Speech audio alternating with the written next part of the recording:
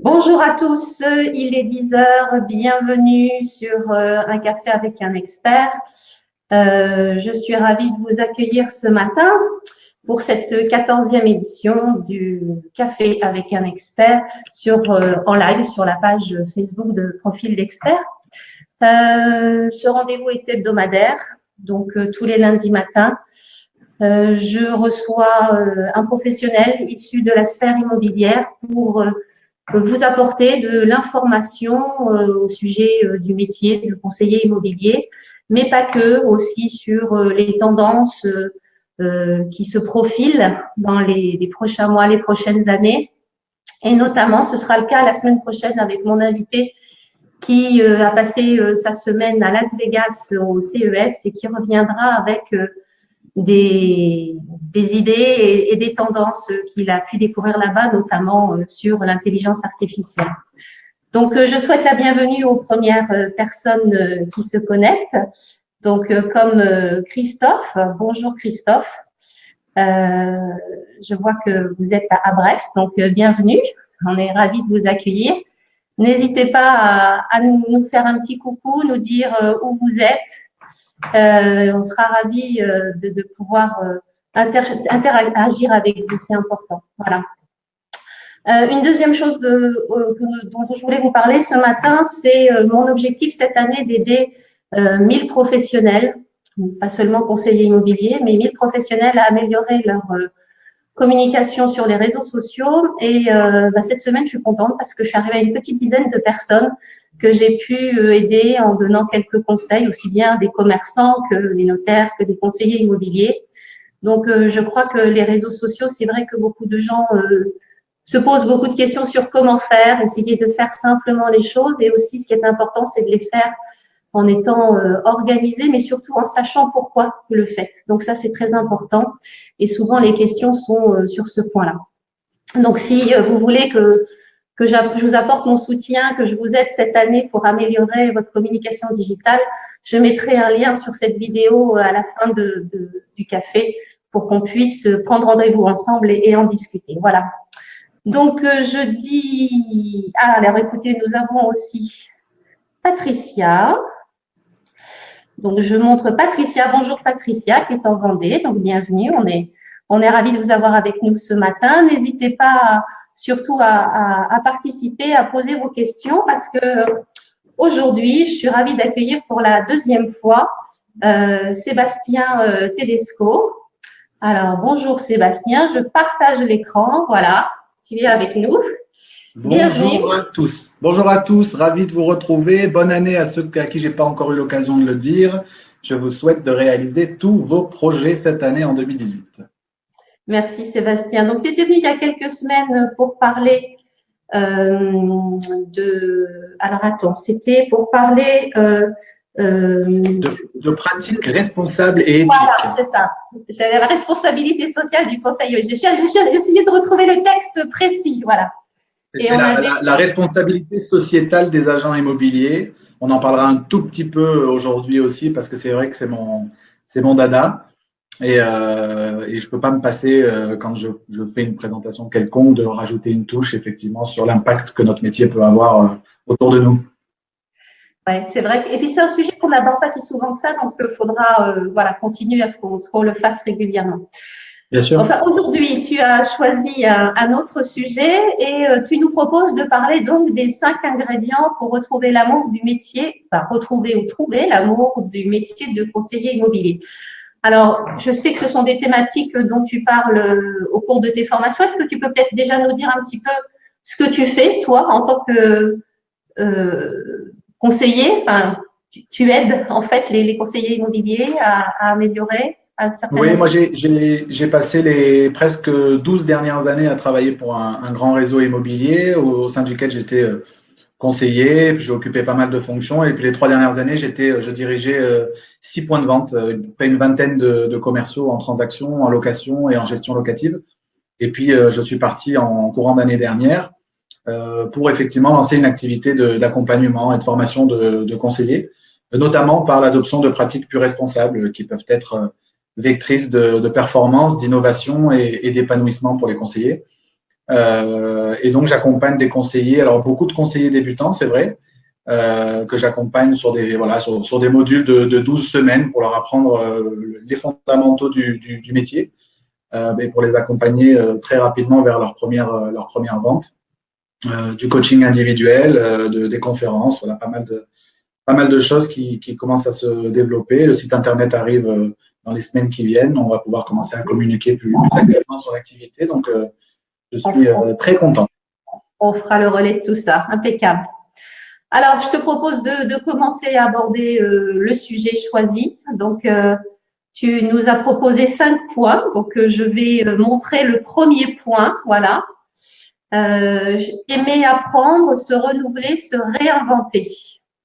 Ouais, je crois que effectivement pour maintenir intact cet amour de son métier, il y a une des notions qui est fondamentale, qui est celle effectivement de repenser son activité, d'imaginer ce que sera le métier de conseiller immobilier dans 2 ans, dans 3 ans, dans 5 ans, d'anticiper un petit peu les choses. Et finalement, on a un levier qui est formidable, c'est cette obligation de formation loi Allure. Je l'ai dit dans une précédente vidéo, beaucoup de conseillers immobiliers, ils vont en traînant les pieds parce que c'est humain. Dès qu'on nous oblige à faire quelque chose, on a tendance à traîner un petit peu des pieds, alors qu'en fait, il faut le voir d'abord comme une volonté de professionnaliser le métier de conseiller immobilier, d'améliorer l'image de la profession, et ça, on en a vraiment besoin. Mais c'est surtout l'occasion de s'oxygéner, de repenser les choses, d'apprendre de nouvelles choses, de partager avec ses pairs. Donc, c'est vraiment des occasions qu'il ne faut pas laisser passer. Quand on sait que l'apprentissage continu, c'est un des principaux leviers de motivation qui existent aujourd'hui, on a identifié qu'il y a 3 leviers de motivation intrinsèques qui sont l'autonomie, et ça, on l'a dans l'activité de conseiller immobilier. C'est le fait de faire quelque chose qui, quelque part, nous dépasse un petit peu. Et je pense que, de par la responsabilité qu'on a en tant qu'agent immobilier dans l'intervention des projets de vie de nos clients, on pratique un métier où on fait des choses qui nous dépassent un petit peu. Et le 3e levier, c'est l'apprentissage continu. Donc ça, c'est hyper important parce que c'est un vrai levier de motivation d'apprendre toujours plus, de s'améliorer. Ce qu'on est en train de faire là pour des conseillers immobiliers, ça fait partie des choses qui peuvent être utiles, et j'espère que ce sera utile pour des agents, pour se poser les bonnes questions, repenser un petit peu les choses, faire de la veille, voilà, s'abonner à des blogs, à des newsletters, etc., pour recevoir de l'information sur le métier, en savoir toujours plus, pour apporter toujours plus à nos clients. Ça, je crois que c'est vraiment un des points très, très importants si on veut garder vraiment la passion du métier. C'est clair que se renouveler, aimer apprendre, réinventer, c'est aussi dans le partage. C'est-à-dire que c'est pas quelque chose. Alors, on peut lire, on peut s'informer, mais c'est toujours enrichissant d'aller confronter des techniques, des choses qu'on a pu lire avec d'autres, et donc la rencontre au sein de formations, alors obligatoires ou pas. Ce qui est bien, c'est de s'ouvrir un peu quelquefois à d'autres formations que celles Oui. qu'on nous oblige à faire, Oui. et d'être curieux. Voilà, ça c'est important, je crois. Ça, j'insiste souvent dessus, c'est que, enfin, j'essaye, moi, en tout cas, dans la pratique de mon métier, de me former ou de m'informer sur toute autre chose, et d'essayer de voir en quoi ces pratiques qui peuvent exister dans d'autres métiers peuvent être appliquées à notre métier à nous. Et je pense que le métier de conseiller immobilier, il gagnerait fortement à s'inspirer de ce qui peut se faire dans d'autres métiers, dans le cadre de la relation client, dans le cadre de l'utilisation des nouvelles technologies, etc., et de voir comment ça peut être appliqué à notre métier. C'est aussi important de ne pas rester, j'allais dire, consanguin en conseiller immobilier, mais de s'ouvrir un petit peu aussi à d'autres choses et à d'autres. C'est vrai que moi, je me rends compte notamment au sein de la communication digitale que c'est quelquefois quand même très routinier la façon de partager des choses, et que peu sont nombreux les agents qui ont une approche un peu différente, et surtout une approche tournée vers les personnes, vers leur public. Quelquefois, on a tendance dans plein de métiers à se mettre d'abord soi en avant, etc. Et en fait, voilà, en apprenant, ça permet aussi souvent d'être plus serein soi sur les compétences qu'on a, et du coup être beaucoup plus ouvert aux autres aussi de façon commerciale, je pense. C'est important ce que tu dis là, parce que des fois, en voulant expliquer aux gens, à nos clients, à nos prospects, comment on travaille et ce qu'on peut leur apporter, on croit qu'on a un discours qui est tourné vers le client, alors qu'en fait, on a un discours qui est tourné vers soi, en disant je vais faire ça pour vous, moi je vais mettre en place telle et telle chose. En fait, on parle toujours au jeu. Donc, il faut vraiment inverser aussi ça et parler vraiment en bénéfice pour le client, que ça va lui apporter à terme, Parce que le client, finalement, la manière dont vous le faites, ça lui importe peu tant qu'il obtient ce dont il a besoin, qui est la sérénité, la tranquillité, la confiance, etc. Donc, dans le discours, ça se joue parfois à peu de choses.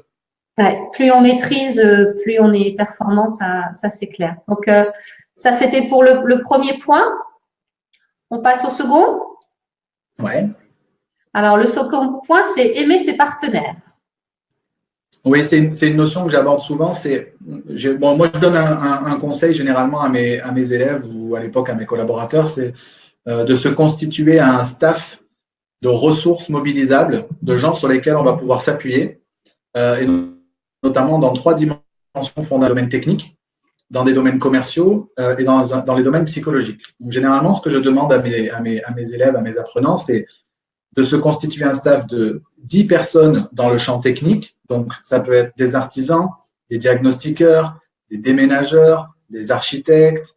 Ça peut être voilà, toutes ces ressources techniques sur lesquelles on peut s'appuyer parce qu'on ne peut pas être expert dans tout. Et je pense que le client est très friand de savoir que vous avez derrière vous des gens qui sont capables d'apporter toute leur expertise technique. Donc, 10 ressources techniques, 10 ressources commerciales. Donc là, on parle de confrères, on parle de collègues de travail, on parle d'apporteurs d'affaires, on parle de commerçants, on parle de tous ces gens qui peuvent avoir un impact d'un point de vue directement commercial sur le développement de votre business. Donc, c'est d'avoir 10 typologies de personnes différentes qui sont susceptibles de vous apporter quelque chose d'un point de vue commercial. Et ensuite, 5 ressources psychologiques qui, là, ce sont des gens qui souvent sont dans votre entourage proche, et ce sont des gens qui sont susceptibles de vous aider un petit peu à passer les caps un petit peu difficiles, et on en parlera dans le point suivant. Voilà, d'avoir 4-5 personnes autour de soi, pas forcément du métier, mais qui vont être capables de temps en temps de vous redonner un petit coup de boost, de vous appuyer quand vous êtes dans des moments un petit peu plus compliqués. Moi, j'ai tendance toujours à dire que le métier de conseiller immobilier, ça s'apparente un peu au navigateur en solitaire. Donc, c'est un métier comme tout autre entrepreneur où on est souvent seul face à ses décisions, seul face à ses clients, seul face à l'analyse de son activité. Et pour autant, les navigateurs en solitaire, ils ont un staff de plusieurs dizaines de personnes à terre pour les épauler dans leur pratique. C'est exactement la même chose. C'est qu'il faut sortir de cette solitude. On est effectivement seul dans la pratique de son métier, mais on a des gens sur lesquels on peut s'appuyer en cas de besoin, en fonction de la thématique. Donc ça, c'est vraiment important d'avoir en tête que si on veut aller loin, il faut y aller accompagné. Voilà. Ça, c'est hyper important. C'est vrai que c'est une approche auquel on pense pas forcément parce que quelquefois c'est difficile aussi de demander de l'aide. On n'est pas toujours, faut avoir une certaine assurance et des fois on a peur de passer pour un incompétent. Enfin, on peut s'imaginer plein de choses et se freiner soi-même sur ce genre d'aide, alors que c'est vrai que c'est très important d'avoir autour de soi des gens avec qui on peut parler de ces problématiques. Échanger sur ce qu'on teste, voilà, des choses qui permettent d'avancer et de pouvoir avoir une approche plus sereine aussi. Ça permet de travailler dans la sérénité. Oui, c'est ça. Et puis, vraiment de ne pas se sentir seul. C'est vraiment dans l'échange, dans le partage qu'on arrive à sortir grandi. Je crois que c'est Olivier Guerre, le formateur immobilier. L'autre jour, je voyais passer quelque chose où il disait voilà, qu'un client appréciera toujours plus de lui dire qu'on revient vers lui avec la bonne réponse, la réponse précise à la question qu'il a posée, que de soit de ne pas être certain de ce qu'on dit, soit de dire pire, de dire une bêtise. Ouais. Donc, voilà, on se constitue ce staff. 25 personnes, c'est peu et beaucoup à la fois, parce qu'on a besoin de beaucoup de compétences techniques autour de soi, donc on peut vite arriver à ce chiffre-là. Et là, on se sent, et c'est un des premiers trucs que je demande à faire aux gens qui débutent dans le métier, c'est vraiment tout de suite d'identifier les gens sur lesquels ils vont pouvoir s'appuyer dans tous les domaines, parce que c'est vraiment appréciable et c'est un vrai vecteur de développement de son activité. Ouais, mais je suis sûre que finalement, même si on a l'impression de ne pas avoir ces ressources-là, je suis sûre qu'en cherchant, ça ne doit pas être si compliqué de se dire, mais attends, mais je connais un tel, c'est vrai, tiens, avec celui-là, je m'entends bien, je pourrais peut-être. Et je pense que c'est pas si difficile que ça. Enfin, Non, c'est pas, ça fait vraiment partie d'une stratégie. Et c'est beau, c'est ce qui manque souvent aux conseillers immobiliers, c'est de ne pas se limiter vraiment à l'action, j'allais dire au minimum, mais de vraiment penser les choses de manière stratégique. Quand on parle d'immobilier, on parle de vente complexe. Et quand on est en vente complexe, on a besoin beaucoup plus de compétences stratégiques que de compétences transactionnelles. C'est-à-dire que c'est un peu fini l'image de dire bah, si j'ai un peu de bagou, je vais pouvoir réussir à faire du commerce, etc. Je n'ai pas envie de ça. Et du coup, ça demande maintenant des compétences stratégiques. Et donc, ça fait partie des choses qu'il faut savoir mettre en place d'un point de vue stratégique et pas juste se limiter à dire bon, bah, ça y est, je me lance, je pars en prospection, je pars avec les clients. Non, c'est important de temps en temps de poser son activité et de la structurer parce que les conseillers immobiliers sont des entrepreneurs comme les autres. Mais alors, aimer ses partenaires, c'est aussi être disponible pour eux, c'est-à-dire que c'est à double sens. C'est pas seulement des ressources, mais ce sont aussi des personnes pour qui on sait être présent quand eux ont besoin de notre ressource.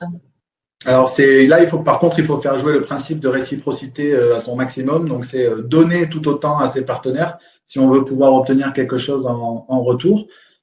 Et c'est aussi d'être au clair avec la raison pour laquelle on fait ce métier, les valeurs qu'on veut mettre en avant, parce que on va forcément aller chercher des partenaires avec qui on va partager cette vision-là.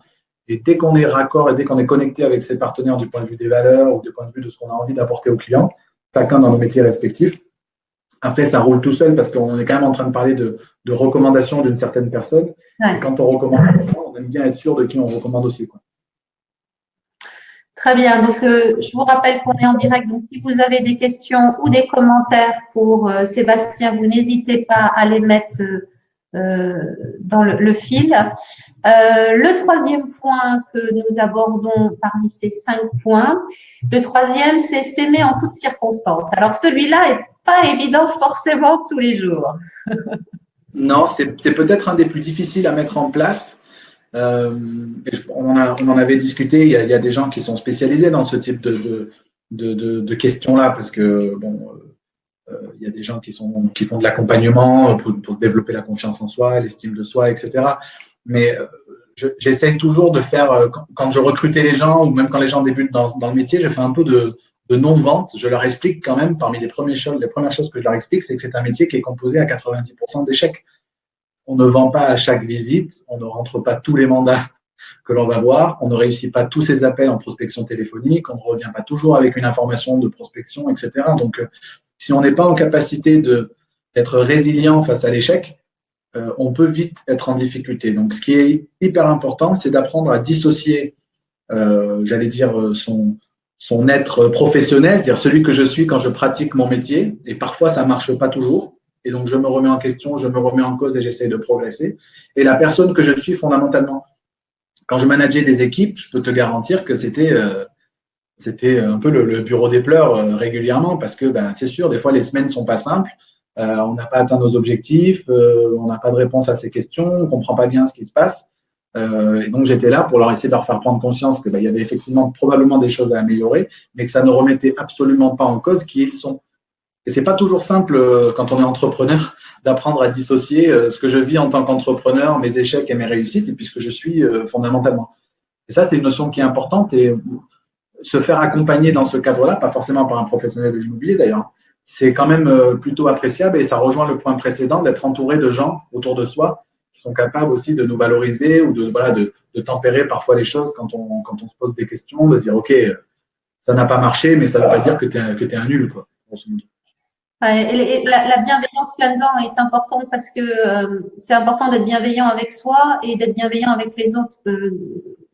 S'aimer, c'est aussi s'aimer avec ses qualités et ses défauts, et aimer les autres avec leurs qualités et les défauts comme ils sont. C'est pas toujours évident.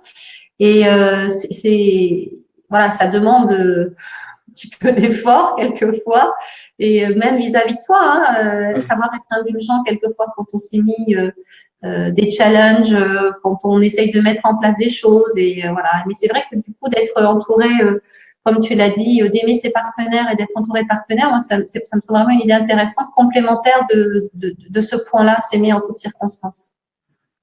Oui, et puis c'est aussi une question de maturité. Et c'est là où parfois certains conseillers immobiliers très jeunes sont souvent en difficulté quand c'est une première expérience professionnelle, parce que se confronter à cette première expérience professionnelle dans un secteur qui est très concurrentiel, avec une forte pression sur les honoraires, des clients qui ne sont pas toujours simples, etc., ça peut être une première expérience professionnelle un peu compliquée parfois. Et donc, je suis toujours vigilant pour bien expliquer, bien faire de la pédagogie en amont sur le fait que oui, il va y avoir des échecs parce que c'est de toute façon inhérent au métier. Mais que c'est important d'avoir ce recul-là. Et c'est pas toujours très simple quand on est jeune ou quand on est un peu isolé. Non, c'est vrai que de s'entourer, c'est important et puis voilà, d'aimer les choses que l'on fait et d'aimer l'environnement qu'on se crée aussi. Voilà, c'est ça, d'avoir un environnement confortable dans lequel on se sente bien. Ouais. Alors, le point suivant, qui est le 4e, c'est aimer le projet de vie de ses clients. Ça, c'est un joli point aussi. Oui, mais c'est en fait, pour moi, c'est le cœur du réacteur. Ce sont des terminologies qu'on entend beaucoup aujourd'hui. Il faut aimer ses clients, il faut leur apporter toujours plus, etc. C'est vrai. Nous, on a une réalité dans le métier, c'est que en tant que conseiller immobilier, on est vraiment des partenaires sur des moments de vie. On accompagne la transition parfois dans des moments qui sont parfois heureux, parfois malheureux. C'est ce qui fait notre responsabilité de conseiller immobilier, c'est ce qui fait la noblesse de ce métier. Et si dans tout ça, on n'a pas l'amour du projet de ses clients, et ça s'applique quel que soit le métier d'ailleurs, hein, voilà, si on ne tient pas compte des enjeux émotionnels qu'il y a derrière tout ça, il n'y a pas un projet de vie aussi chargé d'émotions que les projets qui sont liés à l'habitat, que ce soit un projet de vente, un projet d'achat, et quelles que soient les circonstances dans lesquelles ça s'opère. Et quand c'est complexe d'un point de vue émotionnel, c'est de notre responsabilité d'agent immobilier. Et là, je reviens à la responsabilité sociétale de l'agent immobilier. C'est de notre responsabilité de tenir compte de ces émotions-là. Moi, c'est une dimension que j'utilise beaucoup, par exemple, quand je fais des formations sur l'avis de valeur, sur la remise de l'estimation. Parce que, vous savez, c'est ce moment où tu annonces à ton client que l'appartement vaut probablement aux alentours de 190 000 euros et que le client en espérait 230, quoi. Et en réalité, le delta des 40 000 euros, ce ne sont que des émotions, ce ne sont que des moments que le client a passés dans le logement et le fait que voilà, c'est tout l'affect. Tout l'affect réside vraiment dans cet écart de prix entre le regard neutre de l'agent, qui est aussi le regard neutre que va avoir un futur acquéreur, et le regard que pose le vendeur sur son propre logement. Donc c'est vraiment ce delta-là, c'est vraiment le delta qui est constitué à 100% d'émotions. Quand on fait cette formation sur la vie de valeur, je projette toujours une vidéo. On va essayer de mettre le lien pour ceux qui nous regardent. C'est une vidéo du réseau Coldwell Banker, qui est un réseau américain, mais qui a des antennes en France. Et ils ont fait une vidéo un peu larmoyante, un peu à l'américaine, etc., mais qui explique très bien.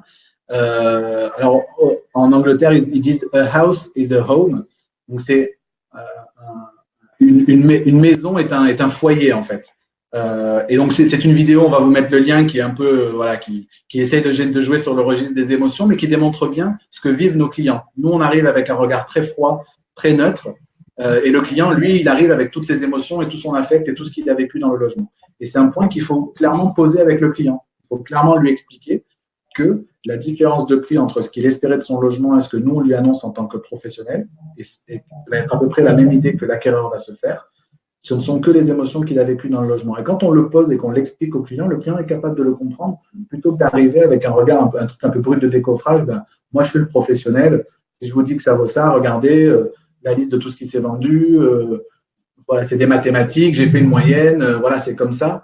Le client, il y a un moment où quand même alors, les gens les plus rationnels vont le comprendre, et puis les gens qui sont un peu plus dans l'émotion vont avoir un peu plus de mal à l'accepter. Et c'est important de poser les émotions, et c'est ça que je veux résumer dans le fait d'aimer le projet de vie de ses clients, c'est tenir compte des émotions.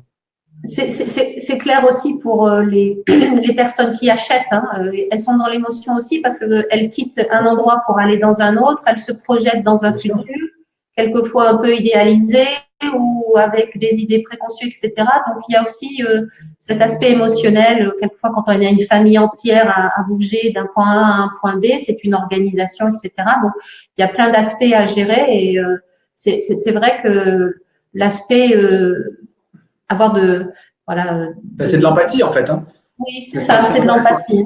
Voilà, mais le mot est devenu un peu galvaudé, mais en fait, quand tu tiens compte des émotions des gens, c'est de l'empathie. Hein. Mais c'est pas si simple que de dire aux conseillers immobiliers, bah, faites preuve d'empathie. Dit comme ça, mais quand on explique de manière concrète, sur le sujet par exemple de la vie de valeur, qu'avoir de l'empathie, c'est tenir compte de l'émotion et de tout l'affect qui réside dans le logement, c'est déjà un petit peu plus concret et plus facile à appréhender. Et là, du coup, le conseiller sort de cette logique de face à face avec le client et passe enfin à une logique de côte à côte où on est vraiment un accompagnateur aux côtés de nos clients et pas là pour lui opposer ou pour s'opposer à lui, etc. Et ça, d'ailleurs, c'est des sujets forts, des contenus forts à mettre en ligne sur les réseaux sociaux. Ça, c'est vraiment un beau sujet sur lequel faire des vidéos, des photos, des articles, parce que là, du coup, on est vraiment à parler à sa cible, quoi, hein, et montrer qu'on comprend la situation. Donc ça, c'est super important. La Alors, connexion. je fais un petit coucou à Olivier Guerre qui nous a rejoint, qui dit Yes Sébastien, en fonction des typologies des clients, le delta émotionnel est plus ou moins important. Voilà. C'est sûr. Il y en a des émotions, il y en a toujours. Après, il y a des gens qui sont voilà plus émotifs ou plus rationnels. Mais à un moment ou à un autre, le vécu qu'on a dans le logement, quel que soit le recul qu'on a, il est toujours présent. Et c'est là où j'insiste souvent avec les conseillers, parce que quand on parle de produits, j'ai rentré un produit, j'ai rentré un bien, voir des trucs. L'acheteur, finalement, il n'a pas acheté ça, mais du coup, je lui ai refourgué autre chose. On n'est pas sur ce registre-là, quoi. On vend des logements, on vend des foyers dans lesquels il s'est passé des choses et c'est des moments qui ne sont pas toujours simples à vivre. On est obligé d'en tenir compte. Ok, donc on va passer au cinquième point parce que le temps avance. Et donc le cinquième point, c'est aimer le geste bien fait. Oui, alors là, c'est l'idée en fait de retrouver le côté artisan. Moi, je considère que le conseiller immobilier, c'est un artisan comme les autres. D'ailleurs, on sera peut-être, s'il y en a qui nous écoutent et qui veulent qu'on se regroupe pour militer pour un concours du meilleur ouvrier de France, conseiller immobilier, je serais ravi parce que je trouve que c'est un artisan comme les autres. Et ça, c'est hyper important qu'à un moment donné, on se dise, OK, une fois que j'enlève toute la poudre aux yeux, une fois que j'enlève tout le marketing immobilier, une fois que j'enlève les visites virtuelles, les photos professionnelles, que j'enlève même les réseaux sociaux, etc., est-ce que mon cœur de métier, je le pratique déjà avec l'amour du geste bien fait? Et c'est tout con, mais avant de me poser les questions sur des services plus, est-ce que déjà je rappelle mes clients en temps et en heure? Est-ce que je suis disponible? Est-ce que j'ai le sourire? Je ne sais pas, est-ce que je fais une découverte client de qualité? Tout ce qui fait le sel du métier, est-ce que déjà ça, je le fais suffisamment bien avant de commencer à aller sur l'étape d'après? Et ça, c'est souvent un truc qui manque. On a envie d'aller tout de suite pour justifier nos honoraires juste parce que on a utilisé les nouvelles technologies, alors que ce qui va nous permettre de justifier nos honoraires, c'est déjà juste de faire le strict minimum. J'ai un des conseillers que j'ai en formation actuellement qui a fait sa première vente et il a halluciné. Les clients avaient visité 10 logements avec 10 agents différents. C'est-à-dire qu'à chaque fois, ils appelaient pour visiter un truc, on leur montrait l'appartement et puis plus jamais de nouvelles. Donc en fait, à chaque fois, ils appelaient et ils faisaient une visite. Et lui, il s'est juste donné la peine déjà de ne pas en montrer un, mais d'en montrer 3 pour leur donner un petit peu de choix et surtout de les rappeler derrière. Ce qu'on fait naturellement quand on débute dans le métier parce qu'on a envie de bien faire. Bon, ben déjà, est-ce qu'au bout de 5 ans, 10 ans de pratique, est-ce qu'au moins j'ai conservé ce truc-là, quoi, d'assurer un suivi régulier? Et visiblement, les 10 autres agents immobiliers pratiquaient le métier de manière plus désabusée, plus désincarnée. Et finalement, avec peu de choses, on peut déjà faire la différence avec ses clients. Et c'est ça le côté artisan du métier. C'est déjà, le cœur de métier, est-ce que je le fais déjà de la meilleure des manières avant de me poser des questions sur l'utilisation d'outils digitaux ou autres?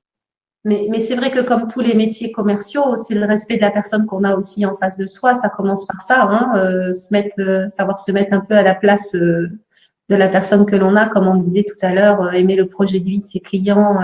Ça fait partie d'un ensemble là. Et aimer le geste bien fait, c'est aussi la satisfaction de se dire que quand on aime ce qu'on fait et quand tu mets ces mains en toutes circonstances, ça reprend aussi cette notion-là parce que c'est aussi avoir la satisfaction de soi que lorsque l'on a fait un geste correctement. Oui, puis heureusement ou malheureusement, beaucoup de conseillers pratiquent le métier pas de la meilleure des manières et parfois il suffit du coup de peu de choses pour faire la différence. Et les clients, malheureusement, on attend pas tant de ça de notre part. Et déjà, si ce minimum-là, je le fais déjà comme il faut et avec le goût du travail bien fait, je peux déjà faire la différence en termes d'expérience client.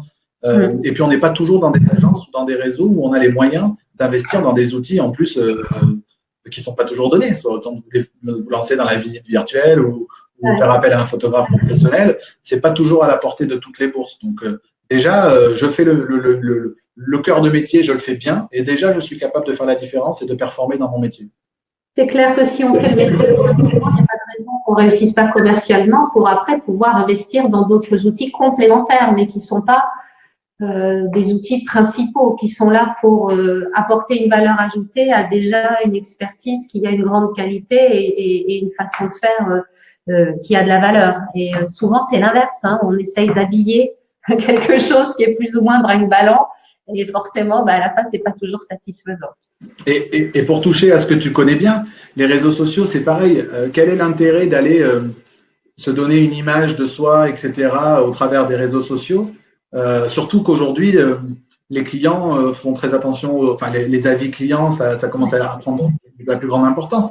Si je suis mis en avant sur les réseaux sociaux et qu'à côté de ça, les avis clients ne sont pas au rendez-vous juste parce que je n'ai pas pris la peine de rappeler en temps et en heure, ça n'a aucun intérêt. Donc, étape par étape et commencer comme un petit artisan de quartier à déjà bien faire le minimum. Et après, je peux aller plus loin.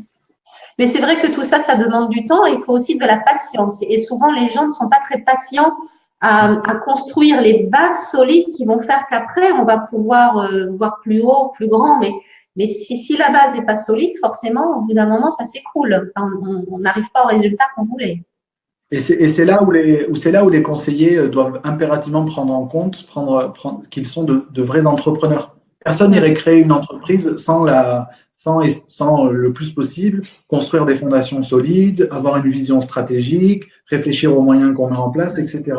Et s'engager dans le métier d'agent immobilier, de conseiller immobilier, c'est pas autre chose que de s'engager dans une création d'entreprise.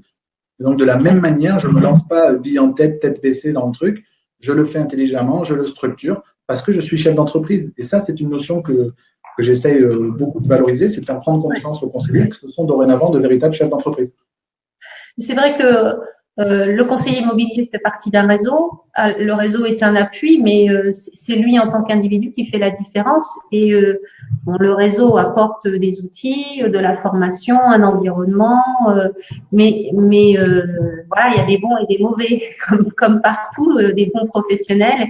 Mais il est toujours, enfin, je crois ce qu'il faut dire, et moi, ce qui me semble important, c'est que on peut toujours s'améliorer et on revient au point 1 qui est aimer apprendre, se renouveler et se réinventer. Je crois que aimer le geste bien fait, c'est aussi par l'apprentissage permanent et s'améliorer et voilà, et toujours essayer d'avancer pour quelque chose de mieux, de meilleur.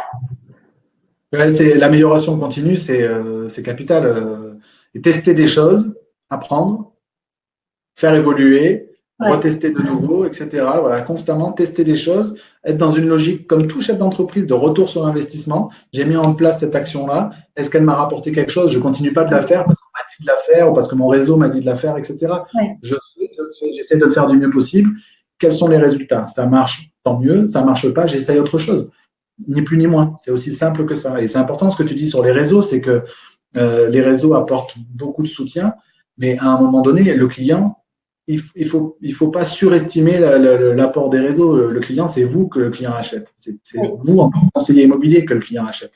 Donc, à un moment donné, il faut pratiquer le métier avec sa méthode, son système de valeurs, ses qualités, bâtir quelque chose là-dessus. Et après, quel que soit le réseau qui est au-dessus de votre tête, ça marchera. Mais il faut pas surestimer non plus l'apport que peuvent avoir les réseaux, parce qu'au final, le rapport, c'est toujours un rapport d'humain à humain avec le client.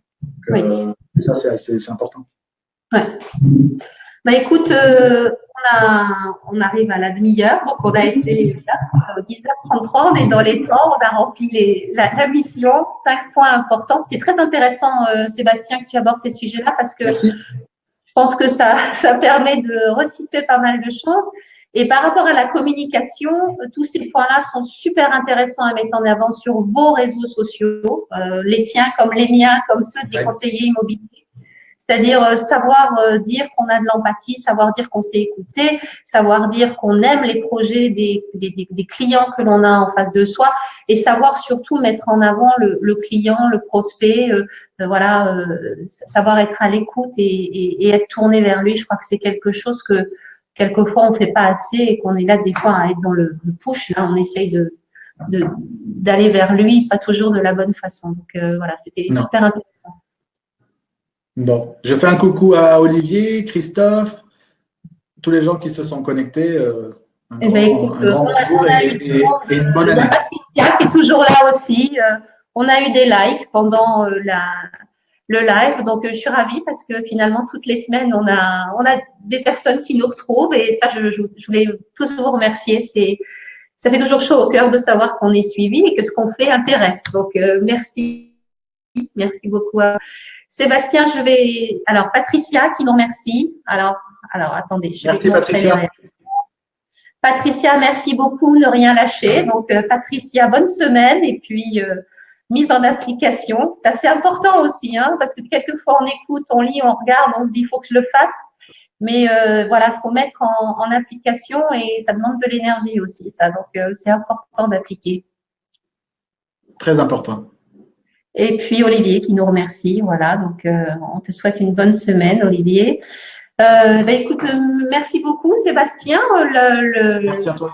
Le café avec un expert est ouvert quand tu veux. Tu sais bien qu'on est toujours ravis de t'avoir.